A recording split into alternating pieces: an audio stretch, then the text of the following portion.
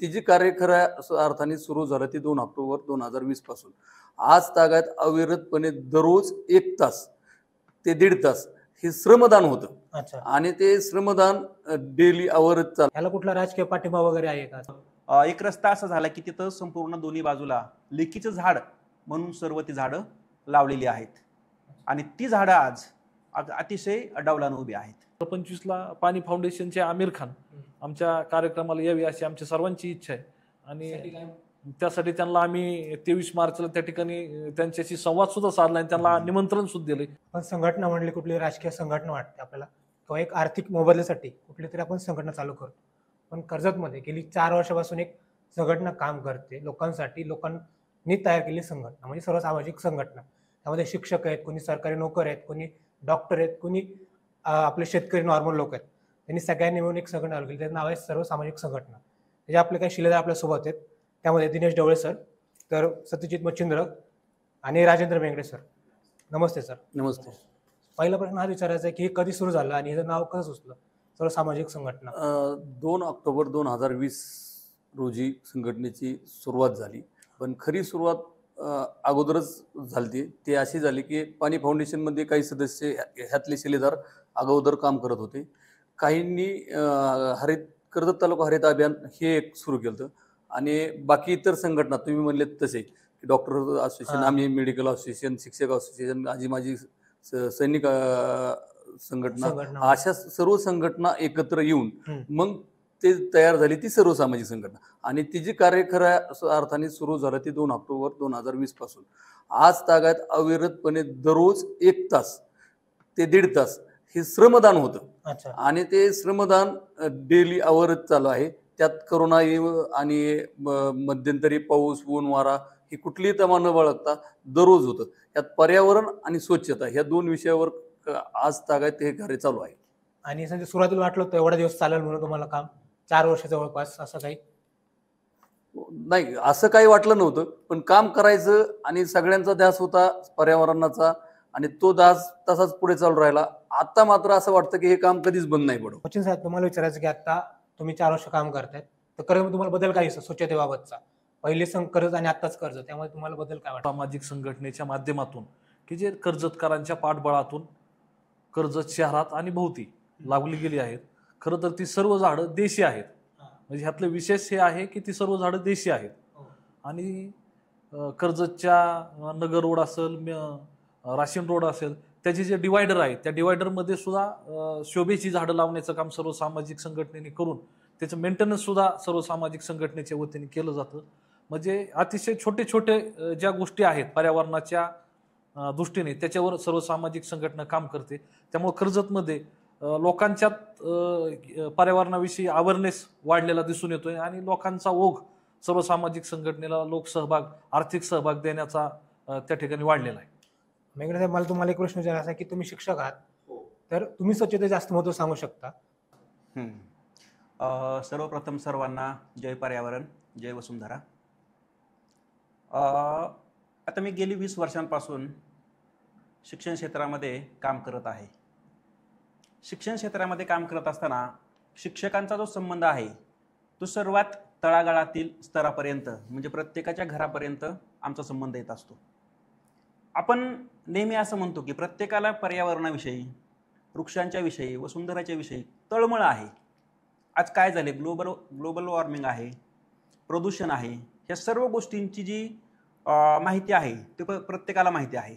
परंतु असं म्हटलं जातं की त्याच्यावर प्रत्यक्ष विचार करणं किंवा विचार करून प्रत्यक्ष कृती करणं ह्या गोष्टी खूप कमी प्रमाणामध्ये होत आहेत. असं म्हटलं जातं थिंक ग्लोबली, ॲक्ट लोकली आणि डू पर्सनली. म्हणजे वैश्विक स्तरावर आपण विचार केला पाहिजे, स्थानिक पातळीवर त्याची अंमलबजावणी केली पाहिजे, पण सुरुवात मात्र ही आपल्यापासून केली पाहिजे, तरच कुठल्याही चांगल्या गोष्टीची सुरुवात होत असते. आता मी शिक्षक म्हणून काम करत असताना गेली 20 वर्षांपासून शाळेमध्ये तळागाळातील कुटुंबातील जे विद्यार्थी आहेत, विद्यार्थिनी आहेत, त्या सर्व शाळेमध्ये येत असतात आणि प्रत्येकाच्या मनामध्ये एक स्फुल्लिंग चेतवण्याचं काम आम्ही करत असतो. प्रत्येक मुलाकडून स्वच्छता कशी राखली जाईल, वृक्षारोपण कसं केलं जाईल, त्याचबरोबर ही जी आपली वसुंधरा आहे ह्या वसुंधरेचं संगोपन किंवा जो काय नाश होत आहे तो नाश कसा होणार नाही याचं जे त्यांच्या मनामध्ये स्फुल्लिंग आहे ते स्फुल्लिंग चेतवण्याचं काम आम्ही नियमितपणे करत असतो. मग याच्यामध्ये काय असतं, आपली स्वतःची वैयक्तिक स्वच्छता, शाळेची स्वच्छता, त्याचबरोबर गावाची स्वच्छता, आणि हे सगळं स्वच्छ झाल्यानंतर संपूर्ण आपला देश आपोआपच स्वच्छ होतो. आणि मग आपण ग्लोबली जो म्हणतो विचार केला पाहिजे तो विचार आपोआप आपल्यापासून सुरू होतो. तर आम्ही प्रत्येक मुलाला शाळेमध्ये येत असताना किंवा शाळेमध्ये शिकत असताना तर प्रत्येकानं दरवर्षी जेव्हा जून महिना येतो तेव्हा वृक्षारोपणासाठी हा सुकाळा असतो असं म्हटलं जातं.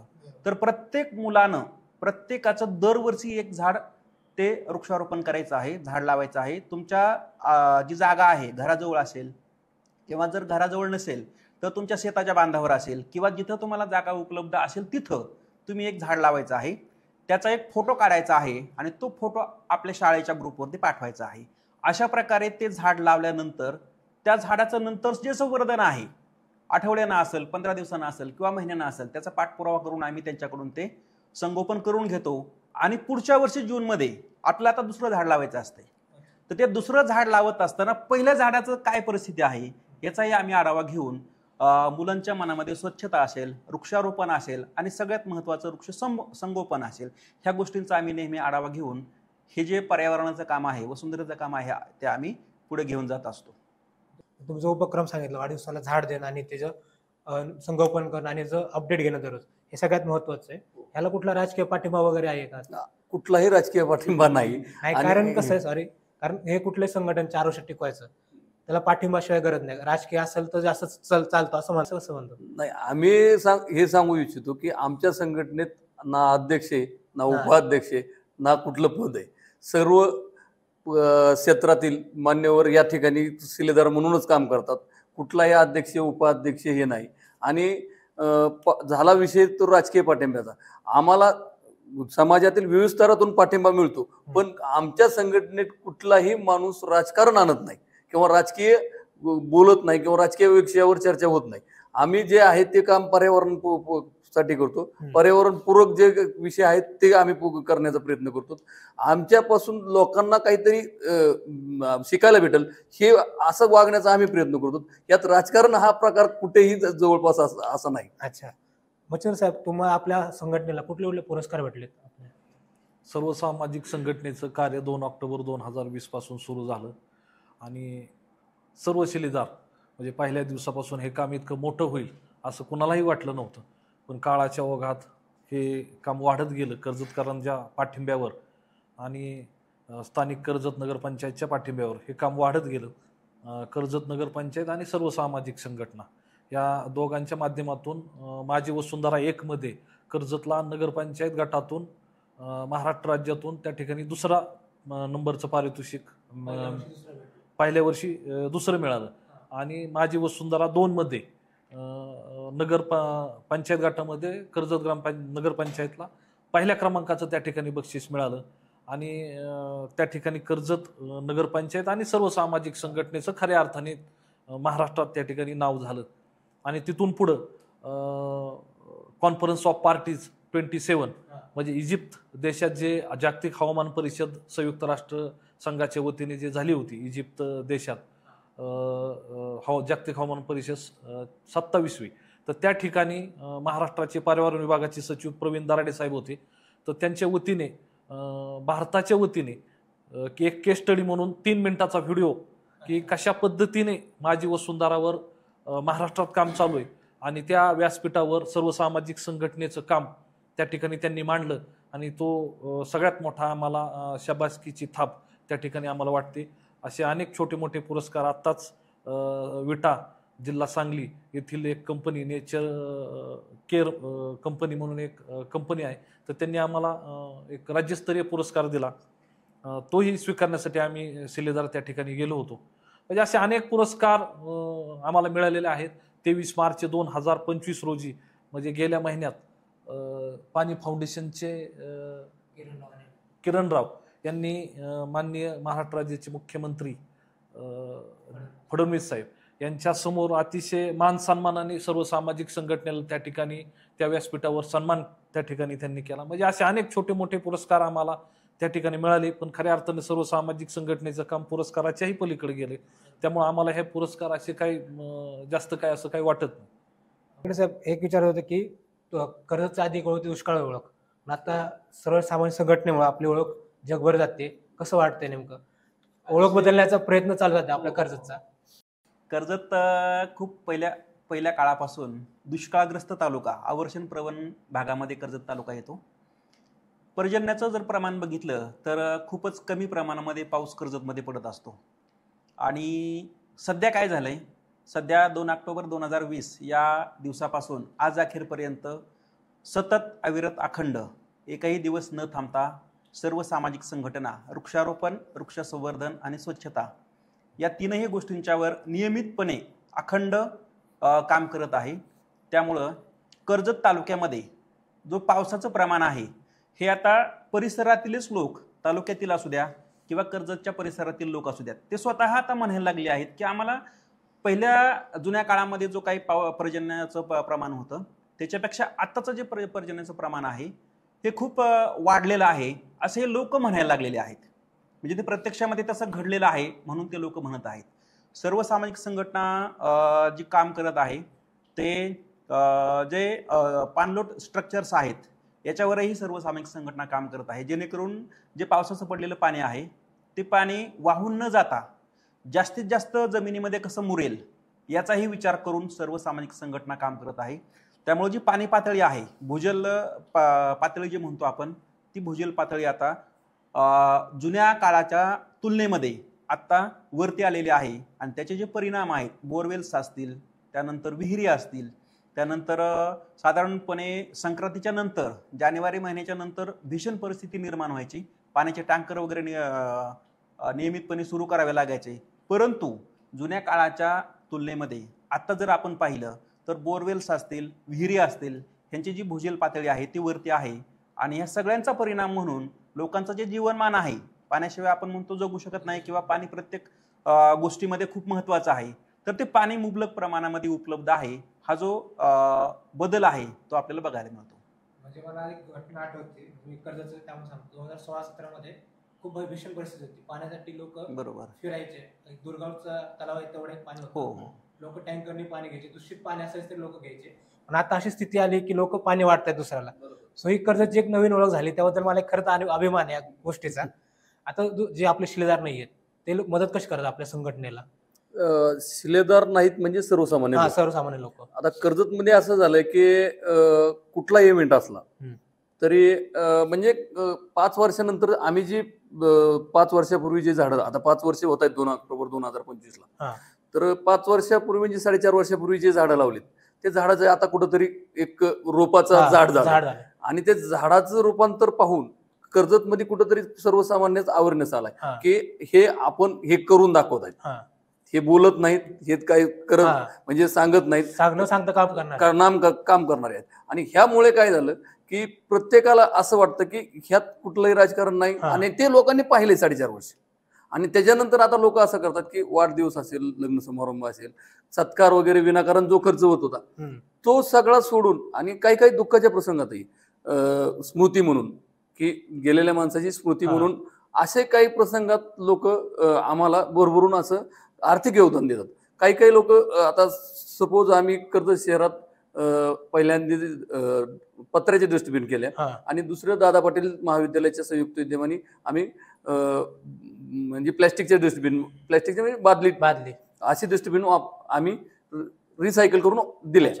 तर ह्या सगळ्या डस्टबिनचा असा परिणाम झाला की कर्जत शहरात प्रत्येक माणसात अवेअरनेस आला.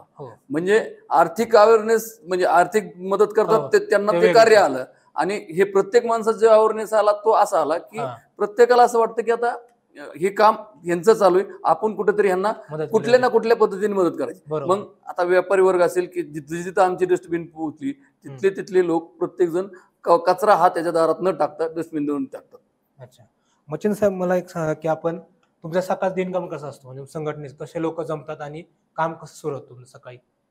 ही 6:30 ते 7:30 हा 1 तास श्रमदानाची वेळ असते. आम्हाला पुणे येथीलच एक युवा उद्योजक आहेत, त्यांनी एक गाडी गिफ्ट दिलेली, म्हणजे पहिल्या 2-3 महिन्यात सर्व सामाजिक संघटनेचं कार्य सुरू झालं आणि त्यांनी एक गाडी आम्हाला दिली आणि त्या गाडीमध्ये म्हणजे वृक्षारोपणासाठी लागणारं सगळं साहित्य, टिकाव, खोरं, इतर जे काही साहित्य असेल ते साहित्य त्या गाडीत असतं. 6:30 वाजता आमचे एक शिलेदार आहेत नितीन देशमुख मामा, त्यांच्याकडे ती गाडीची जबाबदारी, ती गाडी घेऊन त्या श्रमदान स्थळी येतात. आदल्या दिवशी सकाळी संध्याकाळी उद्याचा स्पॉट ठरवला जातो, कुठं उद्या वृक्षारोपण आहे, उद्या कुठं आपल्याला काय काम आहे, त्यानुसार मग उद्याचा आदल्या दिवशी त्या ठिकाणी स्पॉटचं नियोजन केलं जातं, त्या सूचना दिली जाते. मग 6:30 वाजता ती गाडी आल्यानंतर हळूहळू एक जण त्या ठिकाणी जमतात. सर्व शिलेदार आपापल्या पद्धतीने, त्यांना सूचना आधीच ग्रुपवर आलेली असते की आज इथं वृक्षारोपण करायची, स्वच्छता करायची, आणि हे अंगवळणी पडले. त्यामुळं 6:30 ते 7:30चा वेळ कामाबरोबर एकमेकांच्या चेष्टा मस्करी करण्यात किंवा एक आनंदी हेल्दी वातावरणात कसा जातो हे कळत नाही. आणि त्यानंतर मग घोषणा देऊन आमचं त्या ठिकाणी 7:30 वाजता समारोप केला जातो. मेंगडे साहेब, एक तुमचा उपक्रम होता लेकीच झाड, त्याबद्दल तुम्हाला सांगायचं. प्रत्येक पुरुषाला आपली लेक ही सर्वात जवळची असते. लेक म्हणजे ती एक आपली परीच असते असं म्हटलं जातं. आणि मग हे वृक्षारोपण, वृक्ष संवर्धन करत असताना एक कुठंतरी माणसांच्या भावनेला हात घालण्यासाठी लेक म्हणजे ही सगळ्यात जवळची आपली भावना असते, जी माया असते, प्रेम असतं. तर प्रत्येकालाच ती भावनेला हात घालण्यासाठी आम्ही असा एक उपक्रम राबवला की आपली मुलगी असते, त्या मुलीच्या नावाने एक आपण झाड लावायचं. त्यानं झालं काय, तर प्रत्येक जण समोर आला आणि माझ्या मुलीच्या नावानं ही एक झाड असावं, जशी आपली मुलगी वाढते तसंच ते झाड वाढेल आणि ते संपूर्ण पर्यावरण स्वच्छ करेल, सुरक्षित करेल. या हेतूनं आम्ही ही एक चळवळ चालू केली. आणि मग कर्जतमधील जी माणसं आहेत त्या प्रत्येकानं समोर येऊन आपल्या मुलीचं नाव, आम्ही जे झाड लावलं त्या झाडाला जे ट्री गार्ड लावतो आपण, त्या ट्री गार्डला एक नेम प्लेट असते आणि त्या नेम प्लेटवरती त्या माणसाच्या मुलीचं नाव तिथं लावलं जातं. आणि त्या माणसानं काय केलं मग, तर ट्री गार्डचा जो खर्च असेल किंवा जो इतर काय खर्च असेल, तो जो खर्च आहे तो या वृक्षारोपण आणि वृक्ष संवर्धन चळवळीसाठी त्यांनी तो खर्च अगदी मनापासून दिला. आणि त्यामुळं एक रस्ता असा झाला की तिथं संपूर्ण दोन्ही बाजूला लेकीचं झाड म्हणून सर्व ती झाडं लावलेली आहेत. आणि ती झाडं आज अतिशय डौलानं उभी आहेत. ढवळे साहेब, तो आता पुढचे उपक्रम तुमचे काय असणार नेमके संघटनेतर्फेचे? आणि संघटनेतर्फे आम्ही पर्यावरणपूरक सायकल रॅली काढतो. अच्छा. आम्ही वृक्ष लागवड आणि संवर्धन हे तर आहेच. त्याच्यानंतर आम्ही सायकल रॅली काढतो. काही तालुक्यातील जी गाव आहेत जे आम्हाला इन्व्हाइट करतात त्यांच्या गावात ती चळवळ सुरू व्हावी याच्यासाठी मनापासून खूप प्रयत्न केले जातात. पहिल्या वेळेस कधी कधी आमच्या नर्सरीतील आमची एक छोटी म्हणजे मोठी नर्सरी आहे, ती स्वतः आम्ही डेव्हलप केलेली आहे. त्या नर्सरीतून काही झाडं, प्रमाणातली झाडं काही लोक देतात, काही आम्ही डेव्हलप करतो. असे सगळे रोपं आहेत. ती रोपं आम्ही त्या गावासाठी पहिल्या वेळेस आम्ही तिथे पोहोच करतो, तिथे जाऊन श्रमदान करतो, त्यांना प्रवृत्त करतो की जेणेकरून ही चळवळ आम्हाला कर्जत पुरतीच नाही, हे तालुका देश ह्या पातळीवर गेली पाहिजे, जेणेकरून पर्यावरणाचा एकच ध्यास आहे पर्यावरण. बरोबर. आणि त्यामुळे हे सगळं वाढलं तर आम्हाला त्यात आनंदच आहे. आणि मग आम्ही काय करतो, तालुक्यातल्या कोणत्याही गावांनी थोडासा पुढाकार घेतला, एक गावा म्हणजे पूर्ण गावांनी नाही, 10-20 लोकांनी जरी पुढाकार घेतला तरी आम्ही आमचं एक छोटंसं रोपटं मिरज गावात उगवलं आहे. म्हणजे मिरज गावात एक असं कर्जत तालुक्यातील मिरज गाव आहे, त्या ठिकाणी छोट्या प्रमाणात हे काम चालू आहे. म्हणजे मोठ्या नाही पण ते छोट्या प्रमाणात. आणि माझ्या अंदाजाने 1-1.5 वर्ष झालं ते काम चालू आहे. त्यांनीच डेव्हलपमेंट चालू आहे, पण त्यांची थोडीशी कमी प्रमाणात आहे, पण चालू आहे. हे जर आम्हाला एक फार मोठं समाधान आहे. पुढच्या काळात आम्हाला हे वृक्ष संवर्धन आणि आम्ही दुसरे एक प्रोजेक्ट केले आहेत, ते आता सांगण्यात राहिले. मेवाकी 5-6 मेवाक आहेत आणि ते म्हणजे घनवन प्रकल्प. तर ते घनवन प्रकल्प आणखी मोठ्या प्रमाणात वाढवायचे आहेत आम्हाला कर्जत शहरात, जेणेकरून कर्जतला पुढच्या काही येणाऱ्या दिवसानंतर उष्णतेच्या बाबतीत जे विषय आहे तो उष्णता आजूबाजूच्या गावाच्या तुलनेत कर्जतचं टेम्परेचर 1 डिग्री सेल्सिअसनी कमी असेल हे आमचं टार्गेट आहेच. आणि त्याच्या दृष्टीने प्रयत्न आहेत. आता नगरपंचायत आणि इतर बाबी, प्रशासकीय बाबी जर आम्हाला साथ मिळली तर आणखी आमचे गणवन प्रकल्प वाढवण्याचा प्रयत्न आहे. कर्जतच्या भोवती आता स्वच्छता हे काम अविरत चालणार आहे. बरोबर आहे. ते काम अविरतच चालू आहे आणि त्याच्या बाबतीतही आम्ही पूर्ण म्हणजे केअर करून चालू आहे. आता हे काम कधी न संपणार आहे हो. आणि आमचं मूळ टार्गेट आहे की जर आम्हाला कोणी सहकार्य मागत असेल की हे काम कसं सुरू करायचं, कसं वाढवायचं, तर तेही आम्ही आमचा दररोज सकाळी घोषणानंतर हा विषय होतोच. साहेबांनी सांगितलं की सांगता घोषणा होती आणि घोषणा झाल्यानंतर जर काही असे विषय असेल तर नक्कीच ते आम्ही पुढे येऊन, म्हणजे मागं नाही किंवा पुढे येऊन आम्ही ते पार करण्याचा प्रयत्न करतो की जेणेकरून आम्हाला ते काय की पर्यावरणाचं काम हे एका दुकट्याचं काम नाही. आम्ही आज संघटना म्हणून काम करतो, उद्या दुसऱ्या गावात दुसरी संघटना झाली, आमचं त्यांच्याशी कॉम्पिटिशन नाही, उलट सहकार्य करून आम्ही ते वाढवण्याचा प्रयत्न करू. ते आहेच. मच्छिंद्र साहेब, तुम्ही सरकारी अधिकारी आहेत सरकारी, तर आपल्या आधी होतं की सरकारी अधिकारी आपल्याकडे आले थोडंफार त्यांना वाईट वाटायचं कारण दुष्काळ होता. आता त्यांच्याबद्दल मत काय आपल्या कर्जतबद्दल? ही प्रतिमा खूप बदललेली आहे. कारण जिल्ह्यात मी बऱ्याच ठिकाणी कामाच्या निमित्ताने फिरत असतो.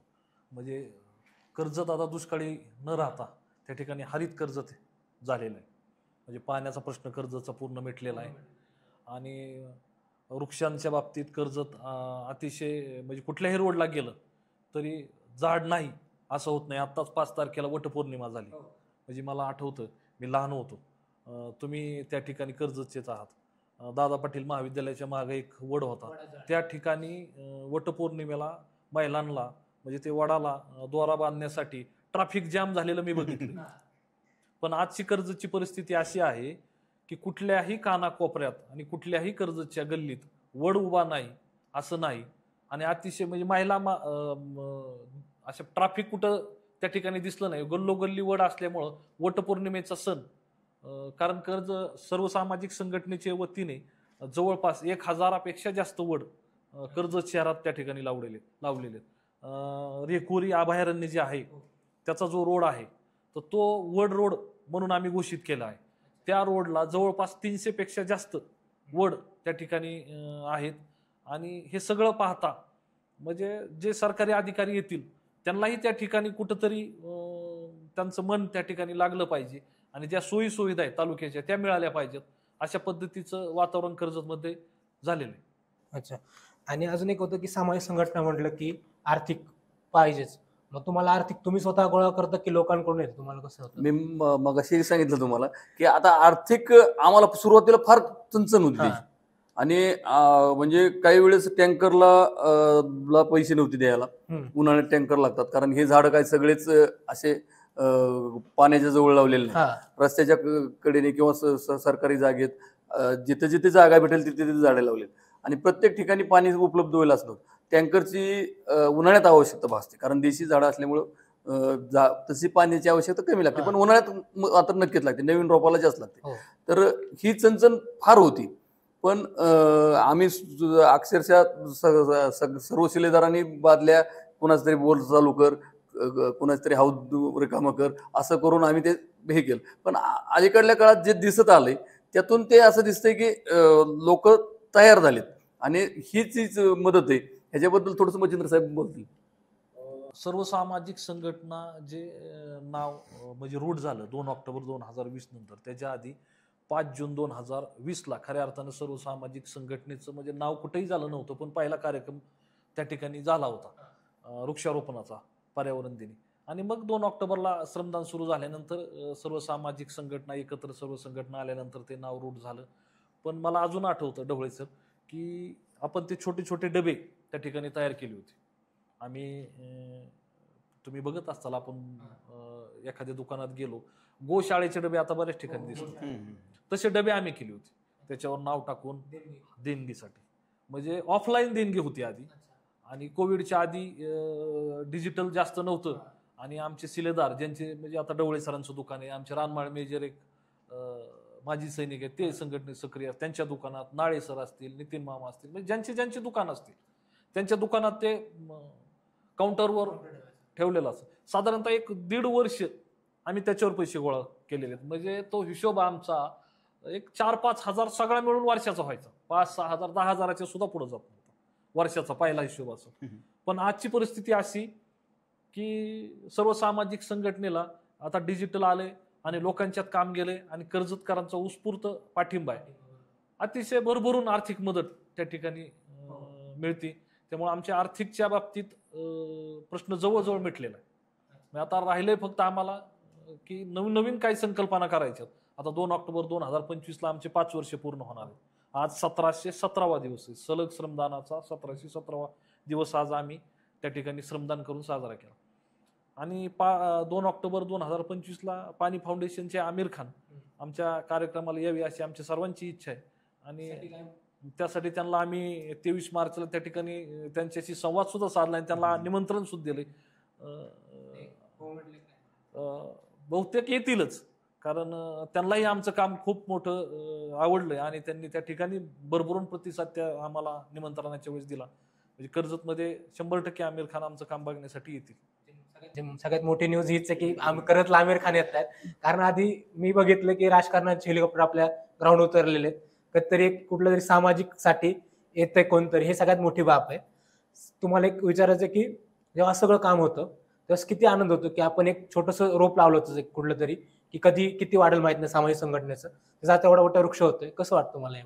नाही, सामाजिक संघटनेचं काम तर वटवृक्षाप्रमाणे फार मोठं झालं, मोठं, बरोबर आहे. आणि आता त्याच्या पारंब्या हे ते लोकांना बघायचंय. हा, ते तर आहेच. आणि हे काम भरत जाणारच आहे. पण जर आत्मिक समाधान म्हणाल तर आपण एखादं झाड लावलेलं असेल, ज्यावेळेस खड्डा असतो, खड्ड्यात एक रोप घेतलं जातं आणि प्रत्येक शिलेदार एक दोन शिलेदार एका झाड 2 झाड 4 झाड त्या दिवसात जेवढं श्रमदान असेल, टास्क असेल की 100 झाडाचं असेल, 50 झाडाचं असेल, तेवढी झाडं लावलं जातं.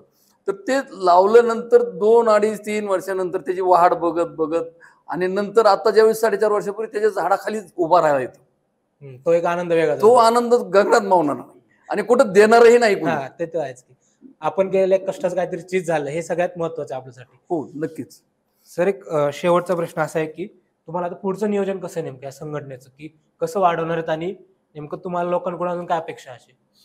सर, तुम्ही सांगा. सर्वप्रथम आता जे हे काम उभं राहिलेलं आहे, हे काम कुठल्याही परिस्थितीमध्ये थांबलं नाही पाहिजे. आणि हे काम आता आम्ही कर्जत तालुक्यामध्ये, कर्जत शहरामध्ये आत्ता करत आहोत. तर आम्हाला असं वाटते की हे जे काम आहे ते जिल्हा स्तरावर, राज्य स्तरावर, राष्ट्रीय स्तरावर गेलं पाहिजे. आणि संपूर्ण देशभर ही जी वृक्षारोपण आणि वृक्ष संवर्धन आपण दरवर्षी पाहतो, जून महिना आला की प्रत्येक जण काय म्हणतो की आता हा काळ जो आहे वृक्षारोपणाचा आहे.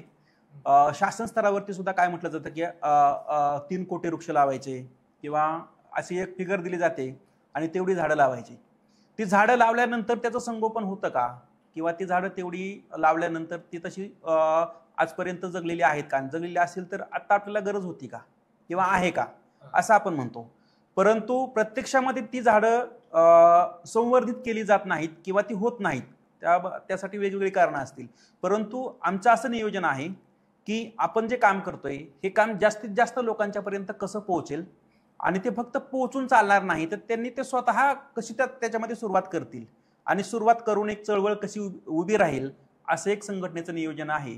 आणि प्रत्येकाच्या मनामध्ये वृक्षारोपण, वृक्ष संवर्धन ही बीज लावून त्या बीजाचा वटवृक्ष कसा तयार होईल, असं एक नियोजन संघटनेचं आहे. मला एक एवढं म्हणायचं. अच्छा, आणि आता समजा आपण कोणाला हे पाहिजे असेल सहकार्य, तुमचा नंबर सांगा, म्हणजे आपण तो खाली देऊ शकतो, तुम्हाला फोन येतील, म्हणजे तुमचं जे आपलं काम आहे कर्जतचं ते पाहायला लोक पण येतील. आता नंबर तसे जर पाहायला गेलं तर कुणाचा द्यायचा, कारण ह्याला अध्यक्ष नाही, उपाध्यक्ष नाही, सचिव नाही. तरी सुद्धा माझा वैयक्तिक घ्या, मी कधी न रागवता फोन उचलेल. आणि आम्ही मेडिकल फील्ड मध्ये असल्यामुळे आम्हाला फोन अवरात्र येतातच, त्यामुळे आता नंबर माझा देतो. बाकीच्यांचेही नंबर दिले तरी काय अडचण नाही. माझा नंबर आहे 94 23 46 12 99. प्रदूषण भरपूर वाढतं, झाड वाढले पाहिजेत तेवढेच. तुमच्या पुढील कार्यासाठी माझ्याकडून खूप साऱ्या शुभेच्छा, आणि लोकांनी कर्जतला परत यावं, भेट द्यावी, आपलं सगळं काम बघावं. तुमचा नंबर आपण दिलाच आहे, लोक तुम्हाला कॉन्टॅक्ट लवकर करतील अशी अपेक्षा करतो. तुम्ही वेळात वेळ दिल्याबद्दल धन्यवाद.